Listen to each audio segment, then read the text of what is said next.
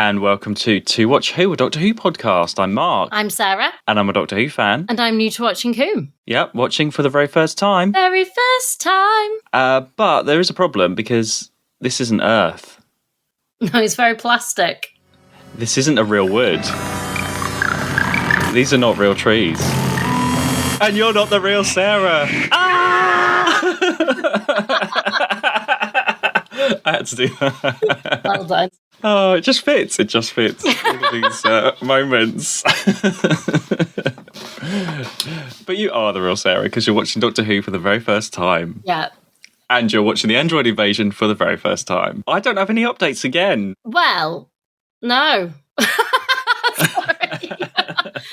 No, I was going to say, well, last time you told us this was your favourite story. Oh, yes, it is my favourite. That's not an update, so I stopped myself. Well, no, wait, that's just Mark telling me something. So I can hear the sound of champagne corks popping in the background because Terry Nation is back. Oh, I didn't know it was a Terry Nation. Well, it is. And I mean, it's my favourite Fourth Doctor story. Quite a surprise because it's not probably the most highly regarded. This one, it's got those memories because I remember getting this one on video. Well, actually, even before that, so let's all go back, everybody. Back. So there's this book called Doctor Who, Time Frame, The Illustrated History, which came out in the 90s. And it's all like, it is like all different pictures and photos, like newspaper clippings, all that kind of stuff. Okay. And this was if anyone's was in Chelmsford, I don't know if it was a chain, but there was this sort of art shop called Clark's. And I always used to go in to this little bookshop. And this book was always there. And looking on the back, it was $9.99. But I was just saving up saving up like money to get this. I always used to go in and just look through the pages. By the time I bought it, I pretty much read it in the shop anyway. But inside, what really intrigued me, here's the Android Invasion page. So you got some lovely artwork there. Yeah. But it always had like little screen grabs from moments of Doctor Who. And the moment of the Android Invasion is that end of the episode, which we'll get to, where Sarah's face falls off. And I always was like, oh my God, that looks amazing. That looks terrifying. I wonder what that's like. So then when I got it on video, I was really excited to actually see that moment because I'd seen the pictures so much. And I think I was at my grandparents' and I bought the video. They never had a video player ever. Right. I mean, they didn't get colour TV until like the mid-90s. Oh. So I was away and my grandparents bought this video and then I had to wait like a week because I couldn't play it until I got home. Yeah. So then finally watching it, it did stand up to my expectations because I was like, oh my God, this is so exciting. This is great. And it adds a Terry Nation. It's got all your Terry Nation part ones. I mean, if you could be in a jungle on Skaro and the same things would happen here. Doctor Companion exploring, we've got radiation, we've got a virus.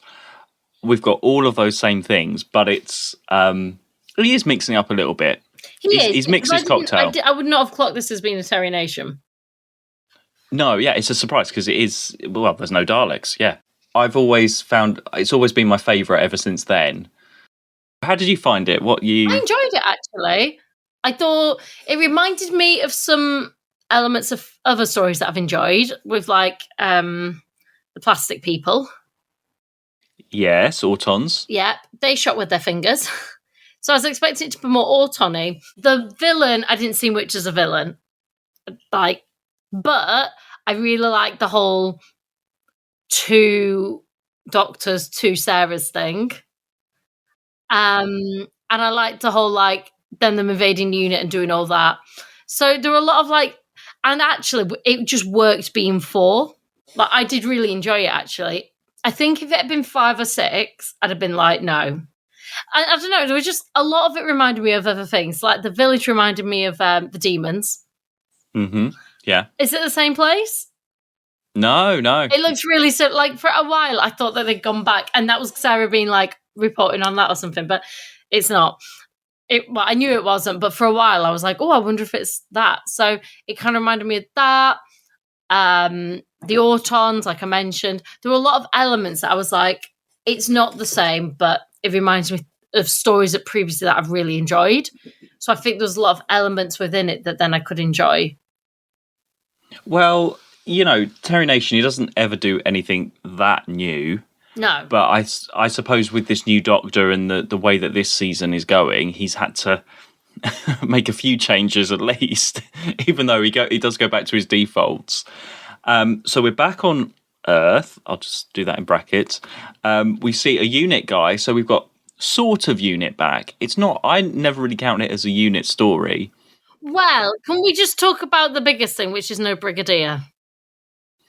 Okay, I was going to wait till we got to part 4 on that, but let's. Okay, if you want to talk about brought up fake unit, and I have to bring up the fact where the fuck is the Brigadier? Yeah, it's fake Brigadier, isn't it? At least he doesn't say he's the Brigadier. He has a different name. Colonel Faraday. So basically, the guy playing the Brigadier wasn't available. So I think it was written for the Brigadier. It makes complete sense that it would be the Brigadier. Yeah. He just wasn't available for filming, so they've got this other guy in. That is my probably one annoyance in this story because it's random. obviously. And I was really like confused because until he said a different name, I was like, okay, at least they're not trying to say this guy's the Brigadier. But I was like, what has happened to the Brigadier? Where is my man? What is going on? So that unit guy going across and he jumps off the cliff. That's really good atmospheric opening. It's a really strong opening, full stop, like atmosphere-wise. And that's what Terry Nation does really well. The whole exploring first episode, that's his deal in it. That's his thing. And doing it in this setting rather than an alien jungle is more exciting because it's familiar stuff and it's with the money. And everyone in the pub. It felt a little bit like I was trying to solve a puzzle. Yeah, in that first I like episode. That. It seemed to fit really well. It felt really eerie. And I like even watching it as a year old, it felt very like I felt a bit cautious about it, I guess, watching it because you're like, well, what is going on? Yeah, and just close watch a minute. What are you thinking of Sarah's outfit? Oh my gosh, Sarah's outfit is banging. Her waist looks awesome. She has this tiny little waist on her, and that's like as soon as she came out, I laughed because I was like, where are they getting these outfits from? Of course, the unlimited TARDIS wardrobe. I wasn't sure if you would, actually. I don't know why. I wasn't sure if it was... I was a fan. It was practical. She could move in it. Do you know what I mean? She's in Kraals. She could walk and move. It didn't fit to any particular era. It's not like last week where by chance she puts on Victoria's Singing and then they're in a Victorian period. Yeah, I loved it. And the Doctor's in a grey jacket this time. I think that's the first time we see that. I didn't even pick up on that. I picked up on later he had a leaf in his hat. Right at the end, yeah. At the end he had a fern in his hat or whatever it was, a leaf. Some leaf expert out there will tell me it's not a fern, but whatever it was, that leaf was in his hat. And I noticed that really annoyingly for ages. Because I kept thinking it was a mistake. I thought it's got stuck and then I realised it was actually part of it. I didn't notice the white jacket though. Well, they're very comfortable now. The Doctor and Sarah are just so when they're just walking through, they're just having a laugh and... Can we sorry, I know we're doing this well out of order. Right at the end, right? Right. When Sarah is leaving. So she is there. She's talked about being back for 2 episodes. And then he just goes, I'll drop you off. And she just goes, oh, I can't say no to you. And then gets in. And I thought, what? I don't know. I didn't like it. Oh, but it's fun. What? You didn't want her to stay? No, but it's been such a thing for 2 stories. I said 2 episodes, I meant 2 stories. That she's wanting to get back. Do you know, the whole last thing, she had a whole moan about why don't we just go back to the future and go to our era. She talks about being from the 80s. There's a massive thing about her just wanting to go back home. And that's been the case for 2 stories. She's technically home now. And she knows he's not going to get her back. But I think what annoyed me is just how quickly they could have made more of a thing of it. You know, they could have made more of than that one line, him I'll drop you off. And she just went, oh, how can I say to you? And gets I don't know, she could just, it just annoyed me a little bit. Just while we're talking of their dynamic. I just thought, I wanted a little bit more of a maybe more of a persuasion or more of a, I don't know. It just kind of felt like a bit of a cop out because it's right at the end. But I think that's just her. She's saying she's really enjoying everything, and why stop? You know, it's an excuse. It's like, oh, okay, then I should be going home, but actually, I do really want to stay. But I wish it. But then she should have said her lines before in a different way, because her lines before were very like, "Nope, I'm getting a taxi home," and then he's like, "I'll give you a lift." She goes, "Oh, I can't say no to you." She knows she's not good. Like sometimes, and this is a Terry Nation thing. Sometimes in the last episode, things wrap up very, very quickly. Now that wasn't the case, apart from that final scene where, you know, it could have been. You're right. It could have been her being like, "Oh, I should probably like maybe a bit coyer," and him be like, "Well, maybe I'll give you a lift," and she's like, "Okay," like knowing, or it could have been more him being like, "Come on, Sarah, you want to come on an adventure?" Do you know what I mean? Like a couple more lines of dialogue would have just set that a little bit more, but it just kind of broke this whole thing that's been going. For me, it broke this whole thing that's been going on for like 2-3 other stories, at least 2 stories prior, Well, of if you think her talking about wanting to be home. And it's in that one line, just her being like, "Yeah, okay." Just sort of like, and maybe there were extra lines that have been like, because of the edit, that's what it became. I don't know. Maybe they were like, time's short, we need to get her back on it. I don't know. They just kind of annoyed me. I was like, and I've just, because when we've had that in the past, I'm really ranting on this now, but when yeah. when we've had it in the past, people have, when they've had that sort of debates, it's been more than one line. It's been a bit of a dialogue. And I just wanted a bit more of that. That's what I'm trying to say. What if you're talking about Sarah's timeline of her journeys? I think it started off when Mike met her at the train station at the beginning of Planet of the Spiders. Took her on that story. They went to Metabolus 3. The Doctor regenerated. She had a stressful 3 weeks off, waiting for the Doctor to come back. He regenerated. They did all of last season non-stop because they didn't have a TARDIS. She went to Scotland. Didn't really have a break in Scotland. And then from Scotland, Planet of Evil, Pyramids of All the way Mars to through here. until And she hasn't stopped. Harry was- She hasn't stopped. Her hair is like twice the length since Planet of the Spiders since she went. She has had like 2 breaks in that whole time of adventures. So you'd think she'd want a bit of a rest, but no, she enjoys it. She's so comfortable now. Oh yeah, and I see that and I get that. Maybe it's because I'm just getting a bit bored of her. I think she does quite well in this, though. I've got some notes about her. I think she's brilliant, and that's not a diss of like. I think she's a fantastic actress, and I think she's a fantastic companion. But we've had this for a while now, and I'm just a little bit like, meh. Okay, like I even need another dynamic in here. Like Harry didn't even stick around longer than like 1 season, you know. So yeah, I need something else to like mix this up, I think, a little. Because although it's lovely, although they have great chemistry, and although I think she's fantastic, you know, doing well for the name here. Thanks, Sarah. And the Doctor and her, it's really well. I'm just getting a bit like, I want to see other people in it, or I want to see a different dynamic or something. Okay, well, we'll see. We'll see how it goes. Maybe there's a part of me that's just like, I need change. And maybe that's it. Maybe I didn't expect it to go like, because, you know, I don't know where we are in the season, but we're at least mid-season. I didn't expect it to leave mid-season or anything like that. But I kind of would have liked a little bit more of a convincing or something. Going back to where we all started, I don't really see it as a unit story. Yeah, on episode 1 with the unit guy. There is unit around, but I didn't really. It's not like that's unit HQ. If we're skipping ahead a little bit, you know, there's like the research centre with they sent the rocket and stuff. I don't understand why the Brigadier's even got an office there with his name on it, because it's not unit HQ, and there's a couple of unit people around. Harry and randomly Benton. Yeah. Nice to see that. I know, yeah. That was a nice surprise, though. It was a nice... When Benton suddenly was there, I was like, oh, yay! You know? And same with Harry, you know. When I saw them, it was like, familiarity and like, we know who these people are. Although Harry didn't do much, but No, nothing did. No, they didn't really get a Benton did more than chance. Harry. Benton at least nearly shot them. Yeah, well, we've got bad versions and good versions of all of them here. Yeah, that was fun.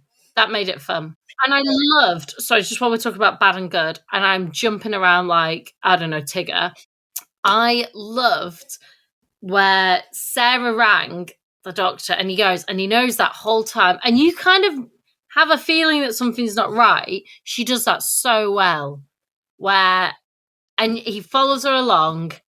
It's so clever. When did you suspect? Did you suspect at all? When the doctor said, "Oh, and now the phone's dead again." Right, okay, because she drinks the ginger beer and says lovely when at the beginning she says she can't stand it. I missed that. So when they first land, he's got it and she's like, oh, I can't stand the stuff. And then when they're in the shop, he's like, here, drink this. And she goes, lovely. And then he gives that look. Yeah, because there's quite a sort of like a vacanty look to the thing, as in like she's just sort of saying the lines, but there's not like the same like urgency. He knows himself, he's checked, and that line is dead. So why would he? I was like, interesting. So that's when I sort of suspected it. Well, they go to this village, which is a really nice village. I have been to that village. I visited location. It's really nice. It is exactly the same today. I imagine so. Like loads of Doctor Who fans go there. It's in the middle of nowhere, though. Absolutely, it's really difficult to get to. But that thing in the middle of the road, that's still there. And it's actually much smaller in real life. They've made it look really wide, that bit of road. It's really tiny. And where they run up past the river and they go in, it's all in that little area there. So it's like they must get fed up with all the Doctor Who fans going there, because the pub outside exactly the same as it is in the show. It hasn't changed, and it's actually called the Fleur de Lis. That's the name of the pub. And you go in, and there's all pictures of Android Invasion and things signed by Tom Baker when they were there and stuff. They've embraced it because they know that it's like a location. Yeah. So it's really, really cool, that place. It's really nice. It's East Hagbourne, if anyone wants to go. I thought all that pub scene was really clever and eerie and cool. I liked all that. And quite early on, the Doctor and Sarah split up because the Doctor goes off to the research centre, and then Sarah in the pub where she's got to confront everyone. It just shows how strong she is, because I'm more than happy to just watch a Sarah Jane adventure going on her own. You can see how she ended up getting her own series, her investigating the pub on her own, like, questioning people.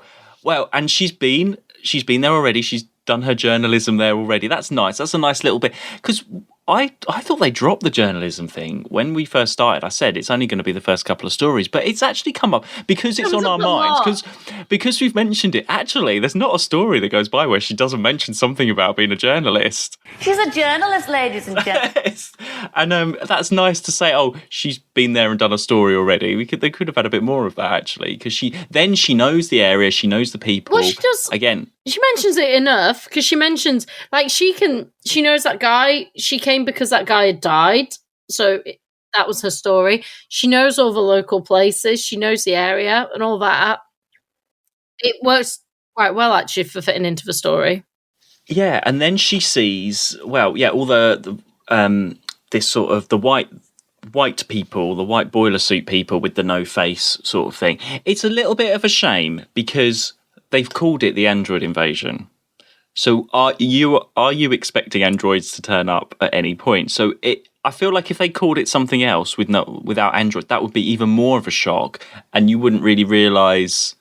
Because when you're seeing everyone in the pub acting weird, and you know it's called the Android Invasion, was that? Do you know what I mean? Yeah, but I didn't like plot those two things together. Like I say, I was expecting more Autons because they were shooting from fingers.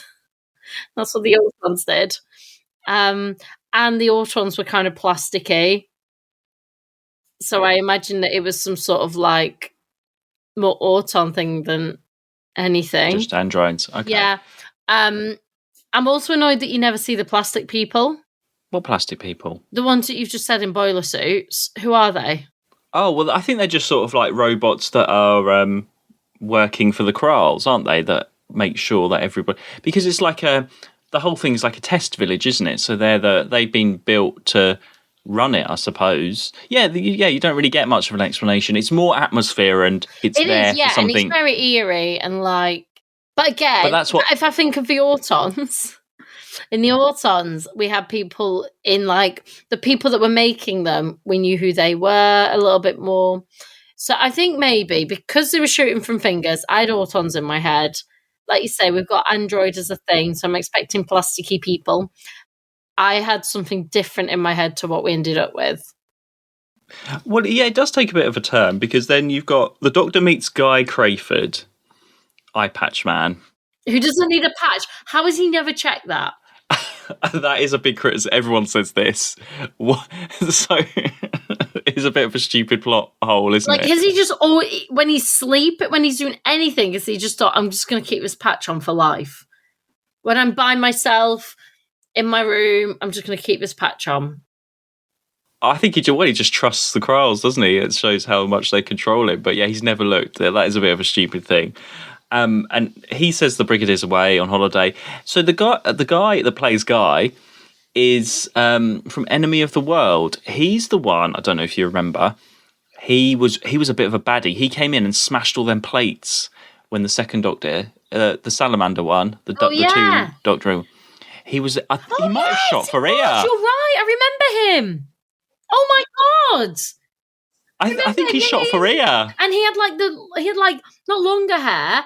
Yes, he had the cut. Yeah. That's it. Yeah. Yeah, that's him. Oh my gosh, so it is.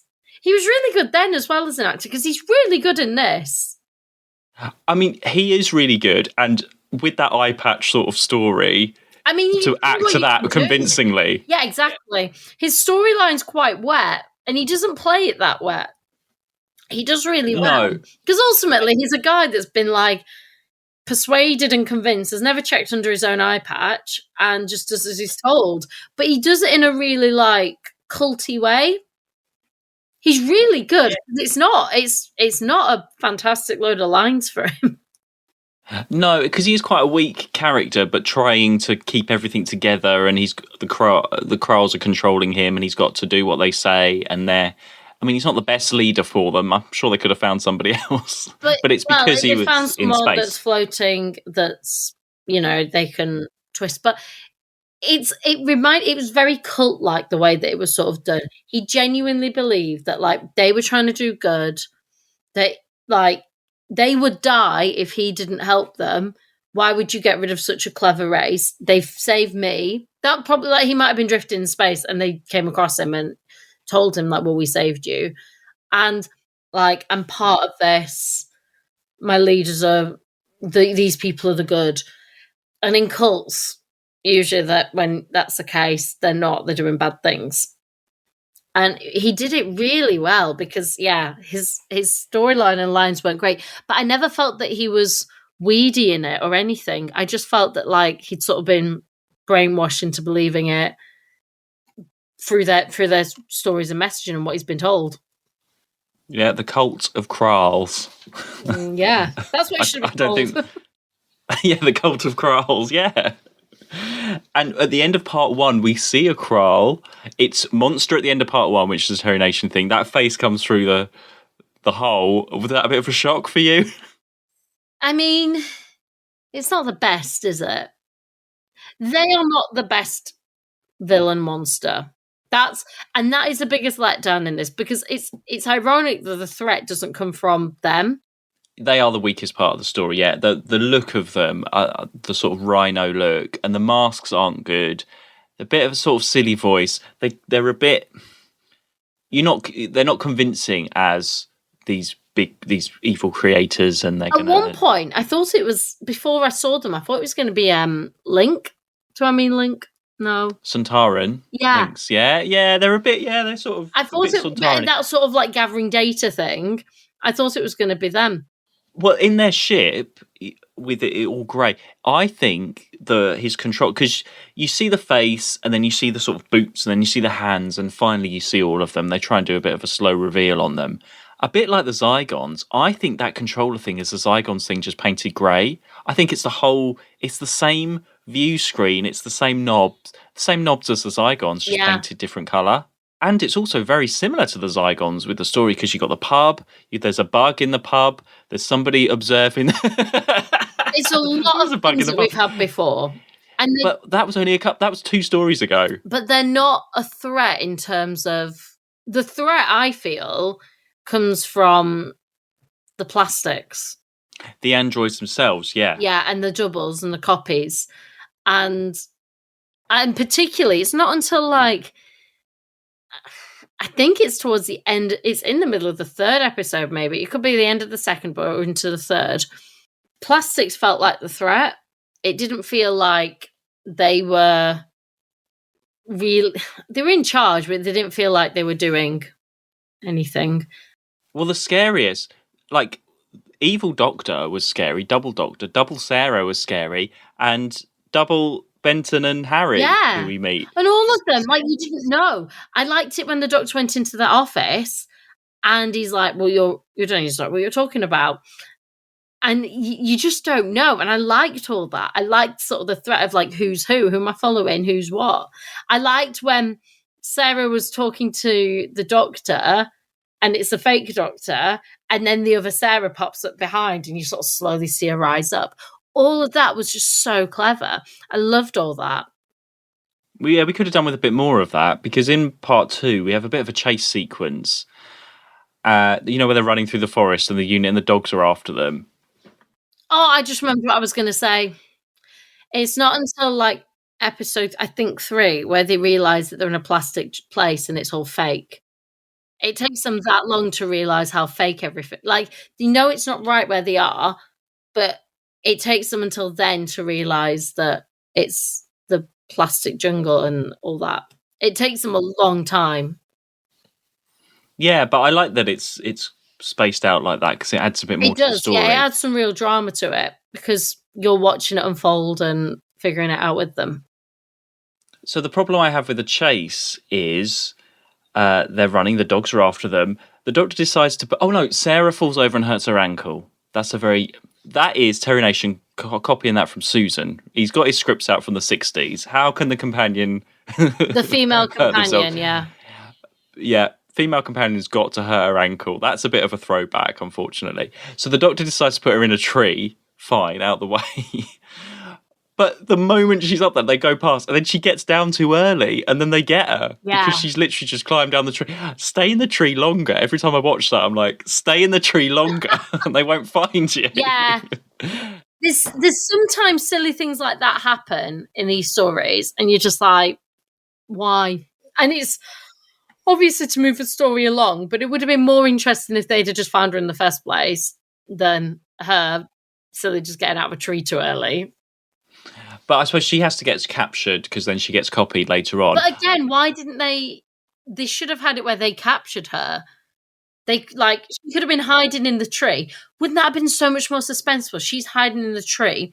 They've got the dogs, and the dogs are sniffing and barking at the tree, and they look up and see her and drag her down. Something like that would have been way more suspenseful and scary than her just coming out of the tree a bit early and then they see her. Yeah, and she's sort of limping along. And we had quite a lot of chase in the forest in Pyramids of Mars last week as well. There's quite a lot of that going on. They do love a chase. But then that's when we properly see evil Harry, because he's the one that's copying her. And Close Watch, I'm glad he's not in his blue suit. He's in his full uniform. Yeah, he's had a change. Which is nice. Were you that surprised to see Harry just suddenly? I was actually. I kind of forget that Harry's part of UNIT. So it's really nice to... Of course he was, because he went back to UNIT, but I completely forgot. So it was really nice to see him. Yeah, it was good, because I could have just got anyone to do that part. It wasn't exactly had to be Harry, but because it does add a bit more to it, because she's like, well, you know me, why don't you know me, what's going on? So I suppose that element helps. And same when they see Benton. When he turns around and does that slow and he points a gun at them, and they're so confused, and we're confused. It's great.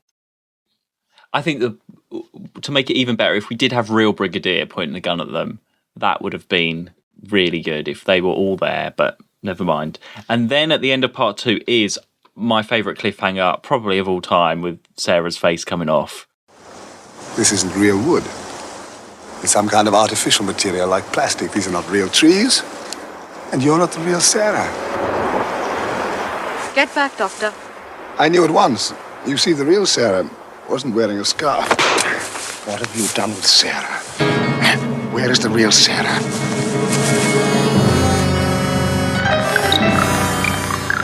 How amazing is that? I just love that whole scene. And it's scary again. It's like, it's so effective, I think. Oh yeah, definitely. Yeah. And when even in the beginning of part 3, when she sort of sits up and shoots the gun, the dummy's like shooting the gun with no face. It's brilliant. It's absolutely brilliant. You get that in a film, like some horror film. Then part 3 slows down a little bit more after we've had that build up and we know that everything's fake and everything. And the Doctor sort of captured, and then all the explanations come out. Then we learn more about Guy Crayford, and it's not actually Earth. It's all fake. And we get the Kraals planning to do their virus, of course, Terry Nation. He loves a virus. He's done that a couple of times. I didn't really understand it, though. As in, it was about water. Right, okay, so what they've done, the Kraals have this virus, which they're going to, the sort of leader, they're going to take the rocket to real Earth with duplicates, and then the duplicates are going to put the virus in the water, I think, and kill everyone, and then they'll take over with all their robots or their whatever. But they were sort of trialing that on the ship. So they gave evil Harry put the virus into the water that they were going to serve to Sarah. I saw that, yeah. And the Doctor. Yeah. Yeah. So because they didn't drink it, they were okay. And then instead they used the water to do some electric-y stuff to get out. Yeah. No, I get it now. Like, because there was this whole thing where he was going, no, not in that, and all this. All that just felt a bit slow because they just felt like really poor villains, you know. Well, I think because Robot Harry had it, and he was like, "No, keep away! It's really dangerous." Yeah.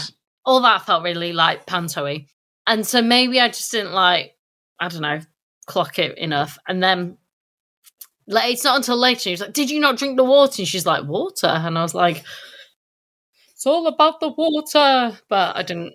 Yeah. So actually, I've made a couple of notes about Sarah rescues the Doctor about 3 times in this story. End of part 1, she gets him out of prison. She rescues him again in part 3, I've written, and again for the 3rd time in part 3. She's rescuing the Doctor a lot. So yeah, because she rescues him from when they're doing that thing to his brain. What was the other one in part 3? Oh, when he's tied up outside. Oh yes, yeah. Rescues him then as well, so that's the 3rd time. So she's always running around rescuing him a lot in this, I noticed. Do you know what? It was an odd one. It felt a little bit, like he even talks about it, like his memory and stuff. It felt like it wasn't for this Doctor, this story. It almost felt like a first Doctor story. Well, again, I think you could blame that on Terry Nation not being up to date with actual Doctor Who. I mean, I know he did Genesis of the Daleks last time, but that was... I think the script editor adds a lot into that. I don't think Terry Nation. I think Terry Nation is very much this is the basics, and the script editor fills it out a little bit more with the lines. I really like with the Doctor when he uses his knowledge. Like they even refer to him as being a human a lot. And then normally at some point they go, oh, he's not human, he's an alien, or something like that happens, because he's not human, is he? But they even said, like, there's 2 humans here. They've invaded the thing and stuff. I get all that. But when they were doing all those tests, that would have been a prime time to be like, wait a minute, you're not. And it didn't. And none of the story, like you say, it's interesting that Sarah saves him. Because none of the story, it's not like the Doctor's knowledge and cleverness save the day. Well, he does. He does the radio. He draws and says, "Let's do the radio signal down so it stops all the androids." He does that, but there's a lot of running around and just mystery. Yeah, it all sort of happens to them rather than him. He may even figuring out who. Like he doesn't figure out who's doing it, and normally he has some sort of an idea based on what he can see. Like it's these guys, and that I always like because that shows his knowledge of the universe. But he even said himself at one point, like, he's just getting really forgetful or something. And I was a bit like, that's not this Doctor. No, I suppose not. As in, 4th Doctor. That's not This Doctor. I can't see this as a third Doctor story, though. No, it's not a third Doctor. It feels like a first or second. Oh, I don't. Oh, yeah. If it was a first Doctor. Oh, I can completely see everything happening with the first Doctor. Him walking around, like, bumbling along, constantly having to be saved, save the Doctor. They're always doing stuff like that. Oh my God, imagine Susan's face falling off. You're not my granddaughter. Ah! Or Barbara's. It'd be Barbara. Oh my God. Or Barbara, you're not Ian. Ah! Or something like that. Yeah, like, I can imagine that with the first Doctor. And sometimes the second Doctor. There's some stories with the second Doctor where, you know, I could see that. I mean, third Doctor was just action, and there's not a lot of action in this story. I feel like this fourth Doctor, though, he does keep a lot to himself. So, you know, like you said with the telephone and stuff, you can see him working it out. He's not necessarily Which is what the second showing Doctor did a lot of. The second Doctor would be like, what's going on? And he'd be like, with his flute, you know. Like, well, he would with his recorder, not flute. Do you know what I mean? Like, he'd do more, he would keep things to himself, and they'd be like, what is it? And then he'd tell them, I was like, and that was quite a little early criticism of that Doctor. This one, I feel like he does that, but you can see that he's also giving stuff away and he's figuring it out. First Doctor did that as well. First Doctor would be like, you know, all that sort of stuff, and not tell them what was happening.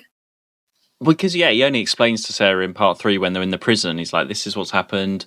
These aren't the real people. This isn't Earth. And then Guy comes in and explains his motivation and everything and what's going to happen. It's nice that the story moves on then. So end of part 3 to part 4, they get the rocket and that cliffhanger of Sarah doing duck face, basically. Yeah. Crushing me. Oh. That was, I mean, that was a good cliffhanger because you just see the Doctor fall and then, you know, that was good. I like that. That's super, super close up of her face. And then part 4 is great because it's a whole new sort of set of characters. You've got the people in the space station, proper Colonel Faraday, who's very annoying, and I'm glad we don't see him again. No spoilers, but we don't see him again. Good. He was what he was. He filled a need. I was a little bit like, where is my Brigadier? But yeah. Yeah, I don't know. It still feels like, yeah, all of UNIT are on holiday, apart from Harry and Benton, who are just, I don't know, because it's not a UNIT base, but they're just sort of at, I don't know, it's a weird feel. Yeah. It just doesn't feel. It doesn't feel right. Yeah, I know what you mean. No, there's something weird about it. And then we got a evil Doctor fight. We always have one of those, because we had the first Doctor did that, didn't he, with his evil double. The second Doctor had Salamander as his evil double. Oh, third Doctor didn't have anything though. He had his stuntman. We had a lot of double work with the stuntman. Yeah. And now these two Doctors. And it's a good idea that the Doctor's got to get the telescope. He uses the science to plot the radio signals and everything. Yeah, as I say, the Kraals don't do too much.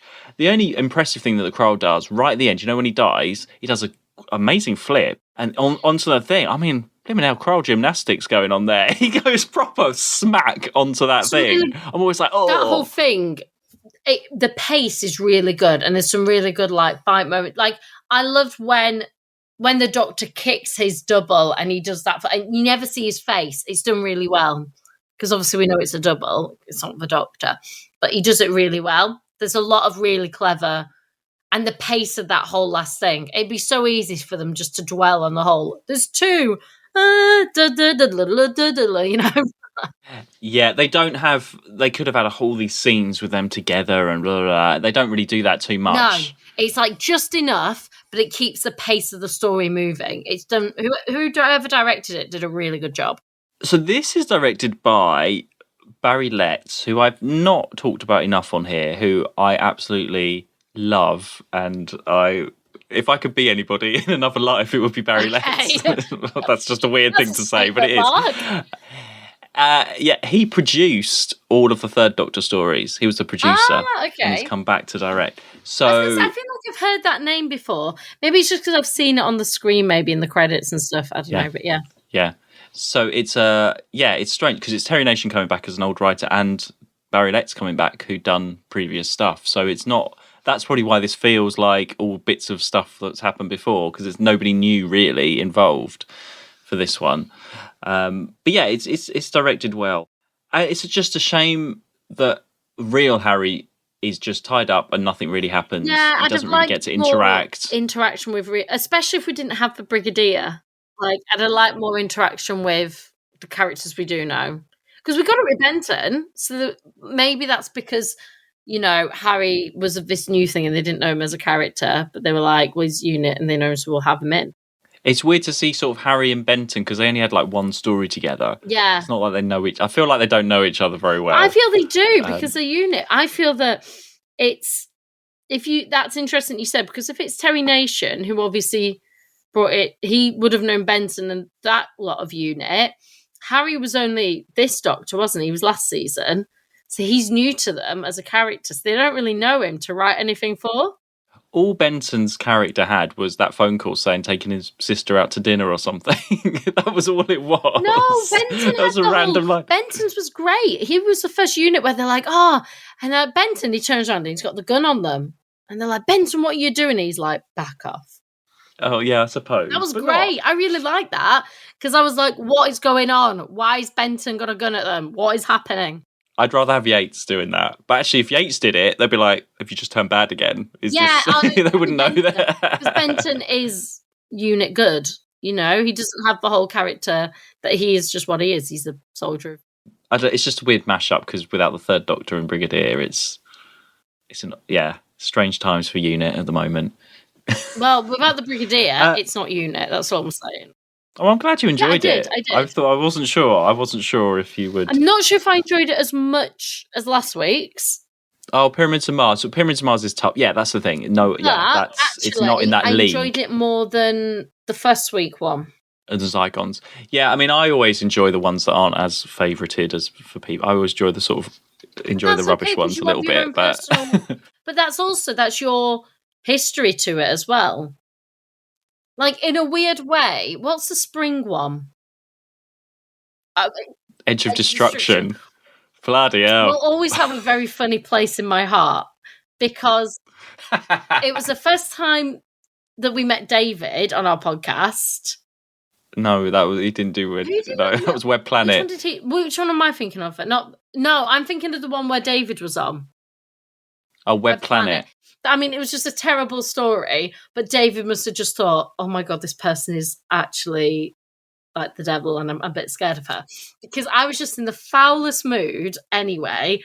And then we go and record that and it was a terrible story. For listeners, I'd literally broken up with someone about an hour before we started. I'm like, do you want to postpone? I was like, no, this is just ideal.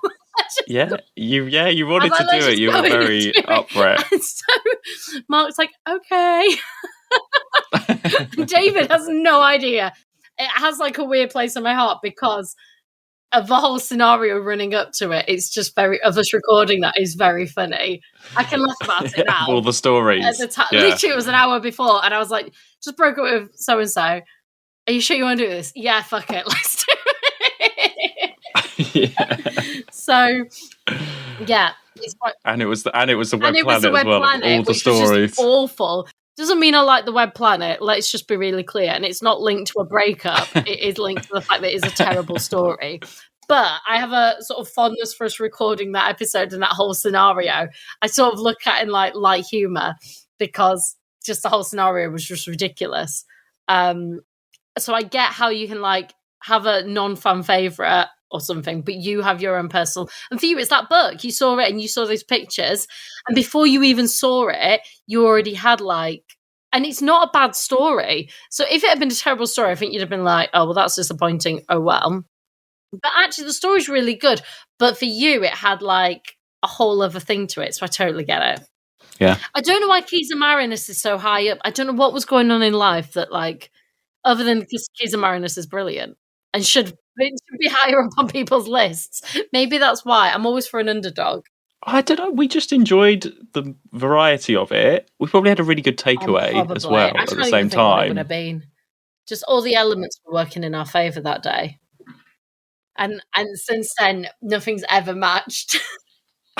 well, hopefully. I mean, it was a great story. And to this day, I cannot think like why it's such high you know, because we've had amazing stories since, and yet still nothing has ever matched the glory that is. Well, it was still. It was quite early on, and by that point, by that fourth, fifth story, you'd known the characters a bit more, maybe, so you could. I just think it's brilliant. I think it's brilliant, and I still do. I think, like, if someone wanted to do like a classic Doctor Who story, and you weren't sure, it's all there, and it's just like you've got mystery, you've got like intrigue, you've got humor. Like every episode is completely different, and I really liked that.